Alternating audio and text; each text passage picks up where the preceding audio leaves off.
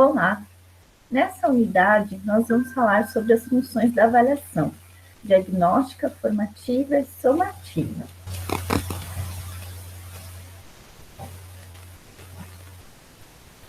O objetivo dessa formação é propiciar uma reflexão acerca da avaliação como processo permanente de aprendizagem, conhecer as suas funções diagnóstica, formativa e somativa e características, entendendo a necessidade de paradigmas mais abrangentes para a aplicação de práticas avaliativas coerentes. Se nós retomarmos o histórico da avaliação, esse modelo tradicional de avaliação que nós temos hoje, ele está fortemente relacionado ao desenvolvimento de teorias tecnicistas que ganharam importância, principalmente durante a década de 60. Né? Então, através a partir dessas teorias, né, elas buscavam, através da avaliação, julgar a efetividade do processo de aprendizagem, né, de acordo com comportamentos esperados, visando a formação de uma mão de obra produtiva e eficiente. Então, a partir desse modelo, foram desenvolvidas muitas ferramentas de avaliação de aprendizagem disponíveis na atualidade. Dentro do modelo tecnicista, destaca-se o trabalho de Thaler, um dos primeiros teóricos do tema, que considerava a avaliação educacional como uma comparação constante entre os desempenhos dos alunos e os objetivos previamente definidos.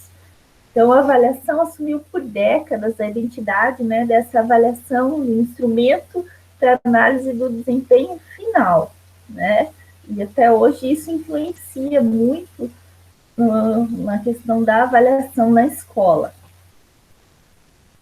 A concepção mecanicista de avaliação, então, ele trazia instrumentos como produção de testes de múltipla escolha, inventários, questionários, fichas de registro de comportamento e outros instrumentos de verificação quantitativa.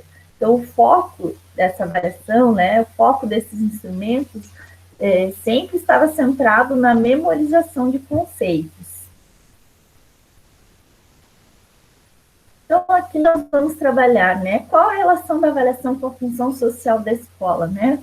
O que a avaliação vem a contribuir ou não, né, para o desenvolvimento dessa função social da escola. Conforme as diretrizes curriculares nacionais, o direito à educação constitui grande desafio para a escola. Requer mais do que o acesso à educação escolar, pois determina a gratuidade na escola pública, obrigatoriedade da pré-escola ao ensino médio, permanência e sucesso, com superação da evasão e retenção para a conquista da qualidade social. Então, nós verificamos aqui, a partir das diretrizes curriculares, que hoje, né, o direito à educação não se refere somente ao acesso, ele é muito mais abrangente. Esse direito diz respeito ali, né, à gratuidade da escola, o direito do estudante de permanecer na escola, de conseguir prosseguir no seu processo, né, de forma plena, né? Então, o pleno desenvolvimento. O que é o pleno desenvolvimento? Então, eu preciso pensar na formação desse cidadão crítico para a sociedade, né, no preparo do exercício para a cidadania e na qualificação desse estudante para o trabalho. Então, aqui, né, retomamos a função da escola com o pleno desenvolvimento do estudante, a gente vai pensar nesse desenvolvimento, seja ele cognitivo, físico, estético, ético, moral, né, e assim por diante. Ainda conforme as diretrizes curriculares nacionais, a escola de qualidade social adota como centralidade o diálogo, a colaboração, os sujeitos e as aprendizagens, o que pressupõe, sem dúvida, atendimento a requisitos tais como, então, foco no projeto político-pedagógico, no gosto pela aprendizagem e na avaliação das aprendizagens como instrumento de contínua progressão dos estudantes. Então, esse é um dos fatores que nós temos que ter um olhar atento, né? Avaliação como instrumento de contínua progressão. Então, que tipo de avaliação eu vou ofertar para que esse meu estudante continue, né, possa dar prosseguimento, que ele tenha progresso no seu processo de ensino-aprendizagem. Então, aqui, o pleno desenvolvimento do estudante, né?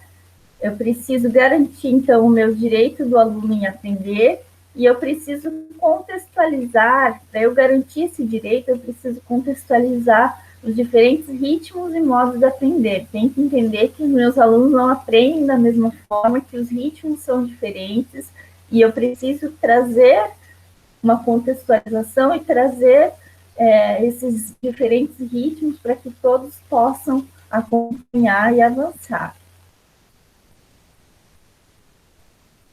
Com relação à legislação da avaliação, então nós temos a LDB 9394/96, a Resolução 7 de 2010, que diz respeito às diretrizes curriculares nacionais, a Deliberação 0799 do Conselho Estadual, que fala especificamente sobre a avaliação, o parecer 597, o parecer 1297 do Conselho Nacional de Educação, que são pareceres que vieram como cumprimento à LDB. Então, eles vieram trazer algumas interpretações que a LDB não trazia de forma específica. Então, o Conselho Nacional emitiu esses dois pareceres complementares à LDB. A avaliação da aprendizagem, conforme a Lei de Diretrizes e Bases da Educação Nacional, né, a 9394 de 96, deve ser desenvolvida pela escola refletindo a proposta expressa em seu projeto político-pedagógico. Importante observar que deve assumir caráter educativo, viabilizando especialmente ao estudante a condição de analisar seu percurso e ao professor e à escola identificar dificuldades e potencialidades individuais e coletivas. Então, a avaliação não é só para avaliar o aluno, né? O instrumento não serve só para o aluno, né? Através da avaliação, o professor pode avaliar o seu próprio trabalho, né? Se tem efetividade ou não. A escola pode identificar dificuldades e potencialidades, né? Tanto individuais quanto coletivas, né? Então, a escola precisa ter esse olhar sobre a avaliação e fazer com esses resultados, né? O que representam esses resultados da avaliação. Conforme as diretrizes curriculares nacionais, o Conselho Nacional de Educação recomenda ao sistema de ensino das escolas públicas e particulares que o caráter formativo deve predominar sobre o quantitativo e classificatório. A esse respeito, é preciso adotar uma estratégia de progresso individual e contínuo que favoreça o crescimento do estudante, preservando a qualidade necessária para a sua formação escolar. Então, esse caráter quantitativo, ele não deve ter um valor maior do que o qualitativo, né? Então, quando eu penso em quantificar a avaliação, eu sempre tenho que ter em mente antes qual é a qualidade dessa avaliação, né? O que ela representa, não é só mensurar em notas ou conceitos, né? Então, se meu aluno não sabia antes e agora ele sabe, como que eu vou mensurar isso através seja de notas ou de pareceres? Mas que esse caráter, né, que a avaliação traga exatamente o que o meu aluno se apropriou ou não, né? Esse caráter qualitativo sempre deve prevalecer, né? Então, quando a gente pensa em avaliação, temos algumas indagações a fazer, né? Então, por que vamos avaliar? Para que vamos avaliar? Né? Qual é a finalidade dessa avaliação? O que avaliar? Né? Os objetivos, né? Que eu vou definir para avaliar.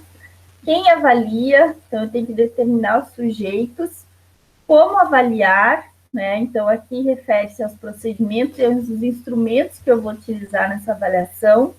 E quando avaliar, né? Eu tenho que determinar o período, a periodicidade de como vai se dar essa avaliação.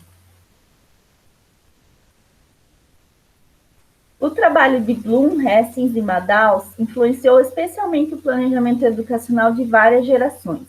Os autores sugerem 3 funções para a avaliação: formativa, somativa e diagnóstica. Então, a formativa, o foco dela está no processo de ensino-aprendizagem. né? A somativa, o foco dela está no desempenho final, resultado final. E a diagnóstica, o foco dela vem o foco dela é saber os pré-requisitos, o que o aluno já sabe, né? E da onde que eu vou partir para poder dar continuidade. Então, para falar dessas três funções da avaliação, no nosso próximo encontro, nós vamos detalhar um pouco mais sobre cada uma dessas funções. Lembrando que a avaliação requer também uma forma de organização da gestão da escola, do espaço, né, da relação professor-estudante-conhecimento, e como que vai dar esse atendimento com relação à defasagem, para que essa defasagem não se torne uma lacuna permanente, né, para que eu consiga superar, né, através de eu ter o olhar nessa avaliação para que eu consiga superar essa lacuna das necessidades, dos pontos de atenção, né, do que os meus alunos realmente necessitam aprender, tá? Então, no próximo encontro, nós vamos falar sobre cada uma das funções da avaliação. Obrigado e até a próxima.